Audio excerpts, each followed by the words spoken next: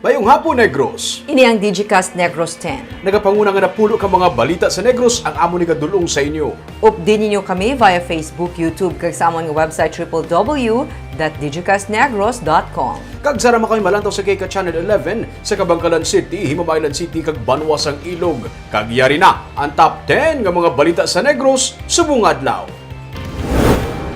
46 ka mga inmates sa BJMP sa Hanumanan nagpositibo sa COVID-19. 19 ka mga empleyado sa online English tutorial firm positibo man. Police Station 4 sa Bacolod, gin-lockdown bangod sa 14 ka mga pulis nga nagpositibo sa COVID-19. Don Salvador Benedicto, may bago nga kaso sa COVID-19 matapos nga nag-zero case sa sulod sang halos 3 ka bulan. Duha ka separado nga kaso sa pagpaniro sa Bacolod kay inasang aga, duha patay, isa pilason. Kag, isa ka Negrense, gindayaw ni anay US First Lady Michelle Obama bangod sa iya paghimakas para sa climate justice. Initanan sa Digicast Negros X.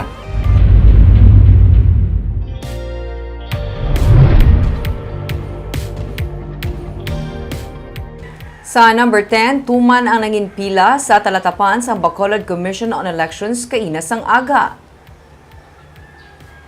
Gikan sa gwa sang COMELEC office pakadto sa Dalan San Juan ang nangin pila mga alas 8 kainas ang aga sa post ng Task Force Disiplina. Mabatian ang abiso kag pagpanaway sang katapos ng task force agud tumapasiguro nga ginasunod sa nagapila ang physical distancing kasubong man ang paggamit sang face mask kag face shield. Suno kay Wilfredo Julingo ang pamuno sang task force ginpaathagan ang mga nagpila nga limitado ang ma-accommodate sang COMELEC sandig sa priority number nga gin-issue sang amo nga talatapan. Ginapapauli na lamang ang wala na labutan. May mga pulisman nga nagbulig. Sunod naman sa kay Bacolod Elections Officer Attorney Trinio Canya, limitado ang personnel sang COMELEC rason nga 100 lamang ang ma-accommodate sang ilang nga talatapan sa transaction sini sa matag adlaw. Kay naman lamang sang aga sunod kay Trinio Canya nga namintuman kadamo sang nagpila. Ginistikaran sila namon nga magpuli lang kaya ang registration hasta pa man sa October. May siling ko may April, May, June, July, August, September pa. Siling ko nga pwede man lang wala number lapaw sa 100, hindi nakapuli. Kaya nga nung saling nga tindog, di kay nagambal na kumilik nga hasta lang sila sa 100. Di kung pas na gaga, umuto ang iba na madamat puli. Yung sa buwas, kaya nagtawag niya po na nga workforce hapon. So, ako na may lang kita makapadamo sa aplikante na ato na katulong because nga bilang ang ato na personnel.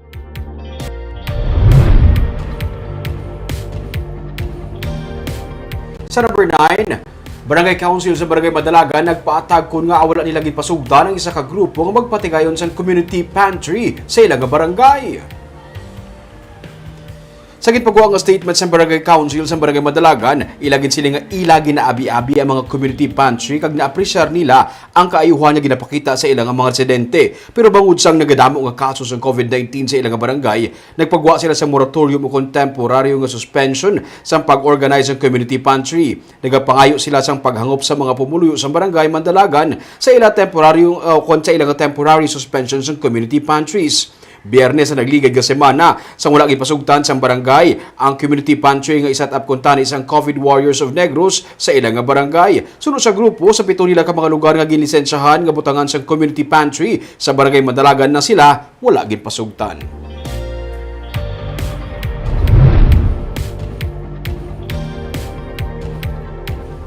Sa number 8 sa Banwasang Ilog, duha ka mga ginaalagar katapos ang NPA patay sa engkwentro.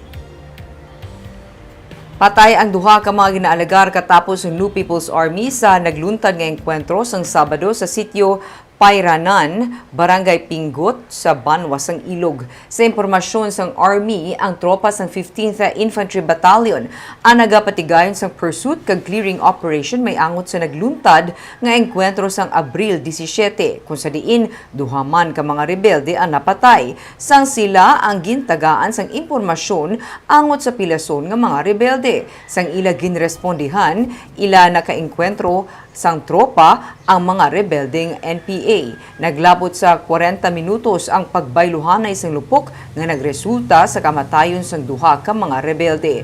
Isa ka caliber 45 pistol, 12-gauge shotgun, anti-personnel mine, mga bala kag iban pa nga kagamitan ang na-recover sang army sa mga rebelde.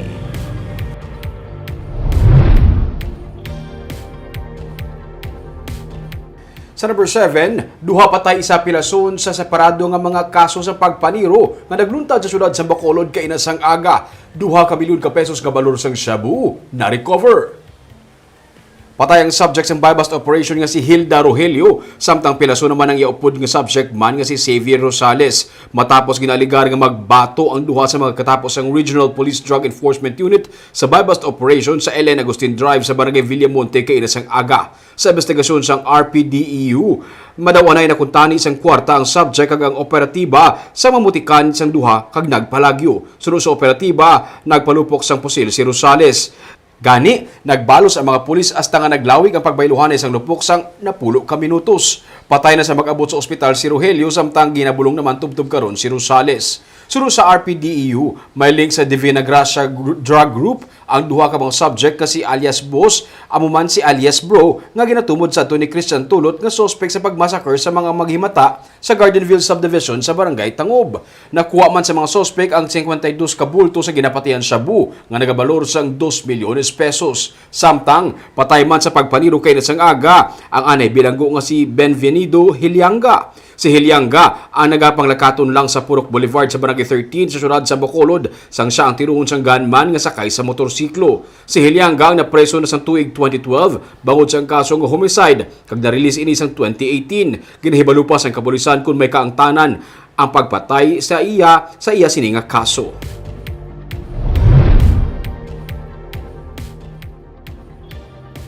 Sa number 6, ikaduha nga batch sa mga senior citizens sa Bacolod ang ginbakunahan na kontra COVID-19. Sila ang nagbaton sa ila first dose ng Sinovac vaccine sa lobby sa Bacolod City Government Center sinilang nga hapon. Sa karon 408 na tanan ka mga senior citizens sang Bacolod ang nabakunahan sang syudad. Sila ang ginatagan sang syudad sang schedule sa ila bakuna pinaagi sa first come first served basis base sa ila pagparehistro sa ila tagsa ka mga barangay. Gani wala ginapahanugutan ang mga walk-in. Sa mga senior citizens nga luyag magpabakuna, mahimo lamang sila nga makigangot sa ilatag sa ka mga barangay o kung magparehistro online. Base sa records sa Department of Health, ang Bacolod ang mayara na sa 66,000 tanan ka mga ngalan sa senior citizens nga yara na sa master list para mabakunahan.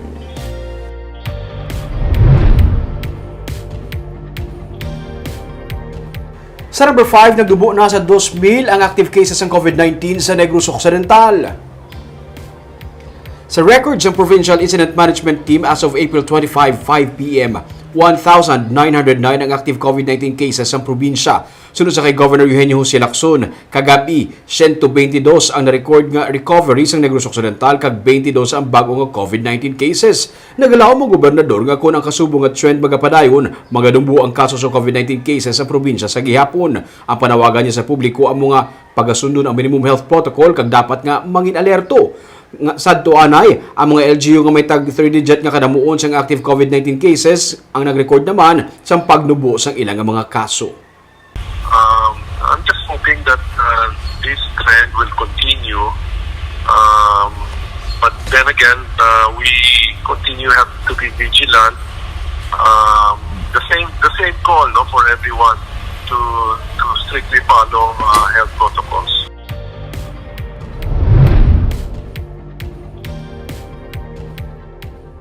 Sa number 4, matapos ang halos 3 ka bulan, bago naman nagka-record sang active COVID-19 case ang banwa sang Don Salvador Benedicto. Ang nagpositibo sa virus ang isa ka returning resident nga babayi gikan Cebu. Sunod sa kay Mayor Markslen de la Cruz, asymptomatic ang natungdan nga babayi kag karon inyang yara sa quarantine facility. Samtang matapos ang pila ka semana nga pagdumili sa mga hiliguton nga nga may pagtililipon kasubong sa swimming, camping, hiking, excursion, seminar kag iban pa. Ini ang gintugutan na nga mag-resume. Sunod sa alkalde, sumugod sini nga adlaw, ginatugutan na liwat sang banwa ang kasubong nga mga hilikoton. Pero sunod kay De La Cruz, mag-resume man ang kasubong nga hilikoton sa banwa, istrikto nila nga ipatuman ang minimum health protocols. Magapatrolya man sunod sa iya ang ilang nga mga health enforcers sa pagpasiguro sini.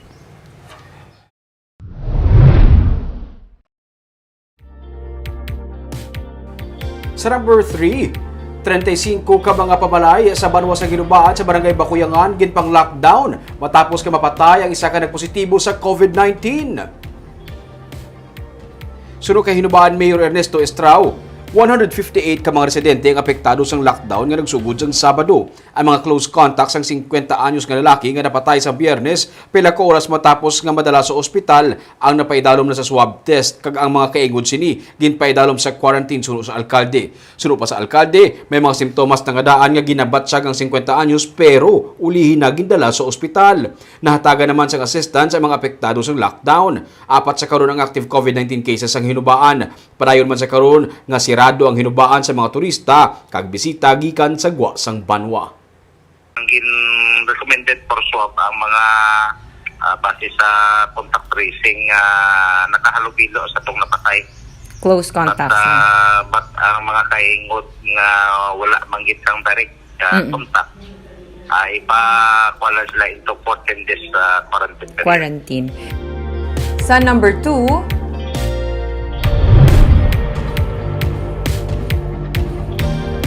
Police Station 4 sa Bacolod ang gin-lockdown matapos magpositibo sa COVID-19 ang 14 ka personnel sini. Naka-lockdown humalin sang Sabado ang Police Station 4 sa Barangay Villamonte sa Bacolod matapos magpositibo sa COVID-19 ang 14 ka mga personnel lakip na ang station commander. Sunod kay Police Lieutenant Liberty Injape, PIO sa Bacolod City Police Office sang Biyernes, una nga nagpositibo ang 5 ka personnel lakip ng station commander nga si Police Major Junray Batadlan. Kag kahapon may 9 ka dugang nga nagpositibo. Bangod sini, temporaryo anay nga gin-lockdown ang police station kag wala sang sibilyan nga makasulod diri suno kay Injape. Pero suno sa iya, sarang sa gihapon magpa-blotter ang mga may luyag pero sagwa lang sang police station kag may gin-augment man nga personnel gikan sa BCPO headquarters para magbulig sa nabilin nga kapulisan sa police station. Ginpaidalom naman sa swab test suno kay Injape ang mga detainees sa sulod sang Police Station 4. Kag sa numero 1 sa mga balita subong adlaw.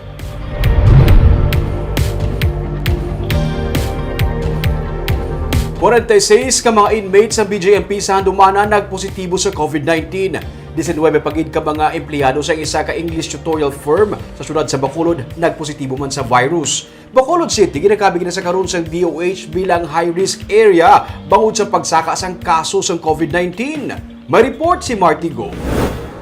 May 46 ka mga inmates ang Metro Bacolod District Jail Male Dorm Annex nga nagpositibo sa COVID-19 sa ila isolation facility sa Barangay Handumanan. May 19 man ka mga empleyado sang isa ka English tutorial firm sa syudad nga nagpositibo man sa virus. Ining kabahin sang masobra sa 100 ka mga bag-o nga kaso sa Bacolod sa sulod lang sang isa ka adlaw base sa record sang Bacolod Emergency Operations Center. 23 na ang napatay sinila nga bulan. Naglabot naman karon sa 900 ang active COVID cases sang syudad. Base sa monitoring report sang DOH, ilagin classify ang Bacolod karon nga high risk bangod sang tuman nga pagsaka sa mga kaso sinila nga bulan. Ang among support sa DOH to Bacolod City against these rising cases, no? We continue to provide guidance on the infection prevention and control to prevent this virus transmission. And we also depende sa LGU, no, as what ko ginhambal natin ang ato national interagency. That's why we also recommend localized lockdown kung kinahanglan gid na ang localized lockdown para makontrol natin ang prevention sa transmission. Base man sa records ng DOH, may 1,852 na ka mga healthcare workers sa Western Visayas nga nagpositibo sa virus. 348 ang sa Negros Occidental kag 312 ang sa Bacolod. Gani nagapanugya ng DOH sa publiko nga magpahibalo sang temprano kung close contact sila o kung may nakaupod sila nga nagpositibo sa virus. Yung iba, ginatago-tago nila, matubang sila sa doctor, sa nurses, na may ara na sila pala na upod sa balay, upod sa ila office na nag-positive and nahawaan sila, daw sila gahambal, no? Na-adlock sila or natahap sila mga hambal. That's why ikakalapnan permiman ang mga health workers nato. Ginpahayag man sang DOH nga wala pa sila sang ebidensya nga makapatod kung bala yari na diri sa Western Visayas ang iban nga mga variants sang virus nga mas makalalaton. Pero ila ginapahanumdum ang publiko nga magsunod sa gihapon sa local health protocols. Martigo para sa Digicast Negros. Sa Good Vibes, isa ka tumandok sang banwas ng Kawayan ang gindayaw sang anay First Lady sang Estados Unidos nga si Michelle Obama bangod sa iya paghimakas para sa climate justice. Yaring report ni Romeo Subaldo. Sa Earth Day nga post ni US First Lady Michelle Obama, iyagin sila nga may 5 ka mga hubines nga mga kababainahan nga nagapakigbato para sa climate justice nga dapat kilalahon. Isa sa 5, ang 22 anyos nga si Carmela Eliaga sa Barangay Bulata sa Kawayan. Nagdako si Carmela sa higad sa baybay kag saksi sa mga epekto sa climate change. Nang inaktibo sa mga school organizations tuwi sa environment kag mas nagbaskog ang iyang passion para sa proteksyon sa dunang manggad sa nag-intra siya sa Danhugan Island Environmental Education Program sa Philippine Reef and Rainforest Conservation Foundation. Nag-camp pagid ko sa Danhugan. So dito pagid ko nga do nabugtao na Nabuhi gidlaya ang mo ba passion sagot? ko ya Tapos, wala oo. nga lain gidya tapos lain pagid ang impact bisa imo nga tunan mga amo nagali ka importansya ang pagprotektar sa aton nga marine ecosystem tapos lain pagid ang impact sa imo kay dila kaya directly ga depend Kamu mismo nga pangalabuya ka Oo, nabuya kay ni dira. fisherman kamong kaya ka sa fishing village. Nagsigisigi ang iyang passion sa kausa sa paghatag proteksyon sa dunang manggad. Naging scholar siya sa Department of Agriculture, nagtapos ang cum laude sa kurso nga Bachelor of Science in Fisheries kag isa na karon ka licensed fisheries technologist. Naging kabahin siya sa kampanya nga hashtag More Fish Not Plastic kag wala usik. Mga kampanya nga naghaylo sa komunidad nga likawan ang paggamit sa plastic para mapangapinan ang palibot. Bilang isa ka residente nga nagapuyo sa higad sa baybay, nahangpan niya kung ano ka-importante ang baybayon, ilabi na sa mga nagasalig sa ilang mga palangabuyan diri. Do kis abala do draya ang do may kuan kabala do dra bala naghalin ang hugot mo gid kay tungod. Ara ka sa fishing community tapos makita mo ang mga mananagat sila ang bala ang major nga food naton producers tapos sila man ang pinakapigado tapos sila pagid ang pinaka affected bala sang sea level rise ang typhoon sang pagdutay sang isda sa kadagatan. Gani iyang kakibot sa naglabot sa igtalupangod di Obama ang iyang mga inagyan. Ini pinaagi man sa Girl Rising nga global campaign para sa pag-edukar kag empowerment sa mga hubin nga mga kababainhan. Nangiinteresado ang grupo nga tun-an ang Pilipinas nga isa sa mga nagabatsyag sa epekto sa climate change. Diri nila nakilala si Carmela. Michelle Obama tapos ginantaw ko gid kung ano pala ko utuod tapos pagka dugay-dugay pag-open ko ka FB damon ako notification ko tutuod gid. Atod, nakakuan ka na sa ila. Kibat man ko kay te wala man do ka unexpected man na tapos wala man ko do ka low profile man lang ko tapos do ka gulpigan pero honored man ko na feature. Sa karon, in charge si Carmela sa paglibot sa mga baybayon sang Kawayan, si Palay kag Hinubaan para maghimo sa mga long-term nga plano para mapangapinan ini. Huyag niya man nga maging inspirasyon sa mga hubines na sa lamharon pa lang nga edad, magbulig na para mapangapinan ang palibot. Barb ka namin sa istorya, balaki bilang isa ka tumandok residente sa sang Kawayan, nakibot man siya nga former first lady sang USA ang nakatalupangod sa iyang mga hinimuan for climate justice. At least Ruming no, di ba taga Kawayan siya kag dira man siya mismo ga-invest sa iyang time, energy and effort para lang mapangapinan man. Kag siya Barb mismo first hand experience na inagyan niya sa kung ano ba lang epekto sa climate change sa ang pagsaka sa tubig, ang epekto sa ila. kung magkusog, mabagbagyo, mga mamon na siya mismo ka-experience, kay sa una na niya is babae pero kapangisda. Ay, okay. Tatay ka panguma. So, may mga himata pa sa subong gyapon nga nagapangisda. Kag mga piyak balay nagapangisda. So, kabalugid sa kuno nag-epekto sa ila pasasanglain kung maglain ang panahon. She started young, no? 15 years old, susunod na siya. Kag nagsige-sige yung ako ng passion until now, she's 22. Padayon gyapon.